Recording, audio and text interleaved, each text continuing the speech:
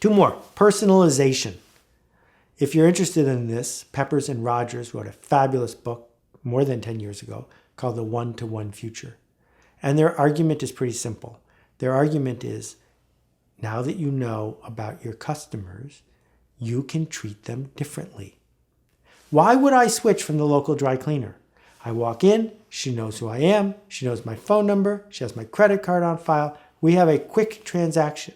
She personalizes the service. I don't have to remind her how I want my shirts done. She knows, right? Personalization keeps me there. And what we have found again and again is if you treat people differently, they will come back. Because we want to be treated for who we are, not put into a giant hopper. Which leads to the last one, which is so important. It should start with a T, but I have to have it start with a P. And it is people like us. Do people like us do something like that? So the Marines. The guy told me a great story the other day about a Marine during basic training who totally lost it. Too much frustration, not enough sleep. He was about to do something violent and dangerous. And his commanding officer walked up to him and whispered something. And the guy calmed right down. He didn't say, if you misbehave, you're going to the brig. He said, Marines don't act like this. People like us don't do things like that. Lululemon is another great example. I mean, they're selling tights for 6 times what you can get them from somewhere else. Why do people shop there? Because people like us, not me, but people like us buy tights like this. Harley Davidson gets a huge premium. Their brand is one of the most valuable brands in the world. Why? Because people in the tribe of Harley drivers can't show up and say, oh yeah, I bought a Suzuki, it's better. No, it's not better. We're not measuring 0 to 60. We're not measuring mileage.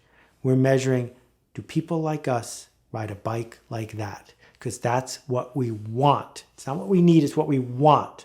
And this idea of the tribe, who needs this? Who wants this? Who talks about this? Who identifies with this? Gets at the heart of brand. And you may have noticed I've been prattling on and I haven't defined brand yet. So this is my moment. Brand is not logo. Brand is not what it looks like when I look at your product. A brand is a shortcut. It's a shortcut for all the expectations I have for what you're about to do for me. It's a shortcut for trust, for promises, for conversations.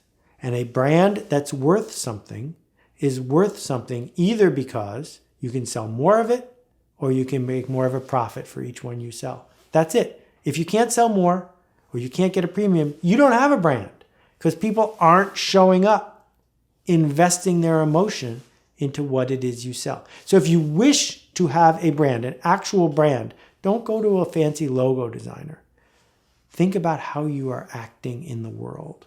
Because the way we act, back to the action theory of marketing, the choices we make about the emotions and the change and the permission we're going to build, that is what creates a brand.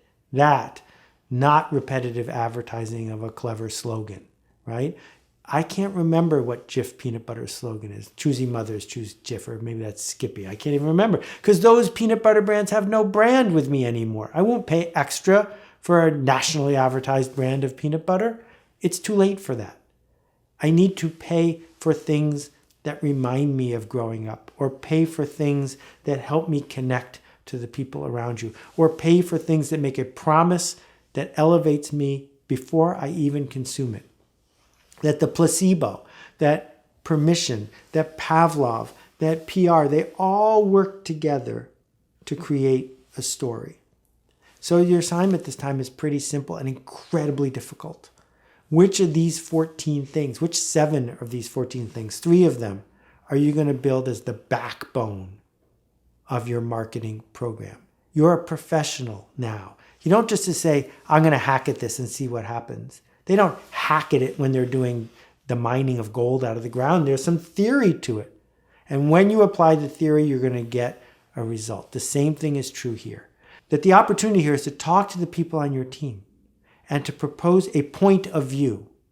Not a guarantee, but a point of view. Our point of view is we're going to do this and this and this, and the end result is we will give people a story that they believe, a story that is true, and a story they can share. Go do your homework. I'll see you next time.